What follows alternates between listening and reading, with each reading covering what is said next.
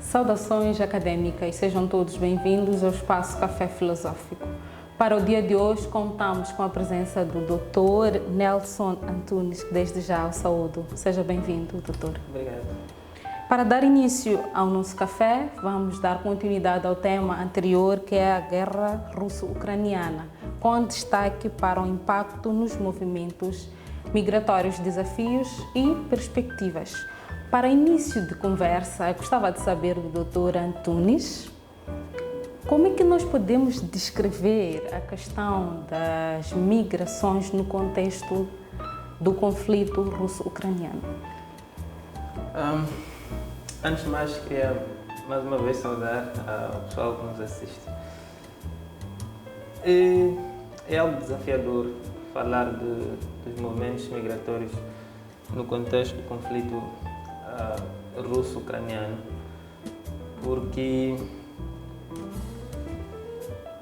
diz respeito a uma nova crise migratória que surge numa situação em que a Europa já vinha vivendo uma crise migratória de sírios, de muita gente que vinha do Médio Oriente para os países da Europa, assim como de alguns países africanos.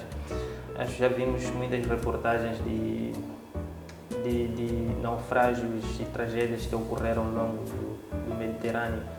Então, a Europa já vinha vivendo com esta crise e já haviam medidas sendo discutidas, planos de ação sendo debatidos para responder ou fazer face à crise migratória do Mediterrâneo. E não que a situação do Mediterrâneo tenha se resolvido, mas a atenção agora da mídia está virada para o conflito russo-ucraniano. Então, esta crise migratória vai adicionar a uma crise que já existia. Por isso que eu digo que é desafiador falar desta crise em particular. Acredito que o caro telespectador estará a perguntar-se por que é o Dr. Antunes para esta conversa. O Dr. Antunes é docente universitário e pesquisador e nas suas várias matérias vem estudando sobre migrações internacionais, migrações forçadas, ameaças transnacionais e segurança e direitos humanos. Como relacionar a questão das migrações com as ameaças transnacionais e segurança? Estava à espera que não me fizesse essa pergunta, mas é uma relação óbvia, pelo menos para quem já trabalha com essas questões. De uma forma assim geral, as ameaças transnacionais têm um elemento de unir duas ou três regiões geográficas. Por isso chamam de transnacionais, porque são aqueles fenômenos que transcendem fronteiras, não é? E os atores transnacionais, eles atuam em mais de um país ou em mais de uma região. Tem a região de origem, que é o lugar onde eles se encontram, tem a região de destino e tem uma terceira região que serve faz parte da rede de circulação. Então, normalmente, as questões transnacionais começam com os movimentos migratórios. É como se o transnacionalismo fosse filho da migração internacional. Tanto é que, a partir da década de 90, a nível dos estudos migratórios, começa a surgir dentro dos estudos migratórios um interesse peculiar pelos fenômenos transnacionais, porque percebeu-se que alguns imigrantes,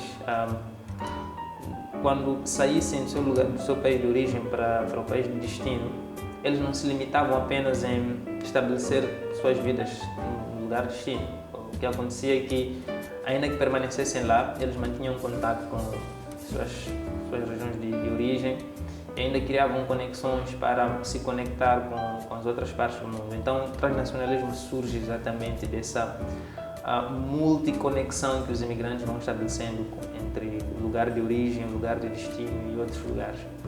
Então, a ligação que isso tem com segurança é que, se por um lado as questões transnacionais envolvem questões econômicas, se falar de questões econômicas, eu vou trazer o exemplo das moqueiristas. Tem aquelas senhoras que vendem o seu produto lá no mercado dos impede, mas elas estão frequentemente a viajar para a África do Sul para adquirir os bens de volta. Então, esse movimento frequente é um movimento transnacional, porque eles estão em constante contato com a vizinha África do Sul. Então, passa de um movimento migratório normal e passa a assumir essa característica transnacional. E, de certa forma, as ameaças transnacionais surgem porque os movimentos transnacionais têm também este lado de permitir que atividades nocivas e ilegais também sejam usadas através dos mesmos canais. Tem um caso de narcotráfico. Estava a fazer um estudo que, na verdade, vai fazer parte do meu próximo livro. Lancei já agora. Tem este livro que é sobre migração internacional. Então, estou a preparar um outro livro que vai abordar especificamente as ameaças transnacionais de Moçambique. E uma das coisas que toco é o narcotráfico. Se reparar, o narcotráfico, no caso particular da heroína, ela é produzida no Afeganistão, passa por África, particularmente em Moçambique, com destino à Europa. Né? Então tem essa espécie de triângulo que é usada. Se formos a olhar, por exemplo, para os Estados Unidos, tem a cocaína que é produzida na Colômbia, passa por México, vai para os Estados Unidos e chega à Europa. Né? Então são movimentos, atividades transnacionais, porque envolvem diferentes regiões e que são nocivas. Né? Para além disso, tem a questão do terrorismo também, que tem essa dimensão transnacional. O caso em particular de Moçambique agora está a ver o terrorismo. Diz-se que não são apenas moçambicanos que estão envolvidos nessas atividades. Tanto é que pensa-se até que alguns moçambicanos foram aliciados a fazer parte, mas os que originaram isso no norte de Moçambique não são cidadãos nacionais, não é? E possivelmente sejam alguns imigrantes, não todos, que tenham saído dos seus países de origem com essas ideias radicais e vieram cá, estabeleceram-se e começaram com estes movimentos. Também tem a questão do tráfico humano. O tráfico humano, nós tivemos um caso muito famoso, o caso de Ana, né? Que algumas meninas moçambicanas foram traficadas para a África do Sul.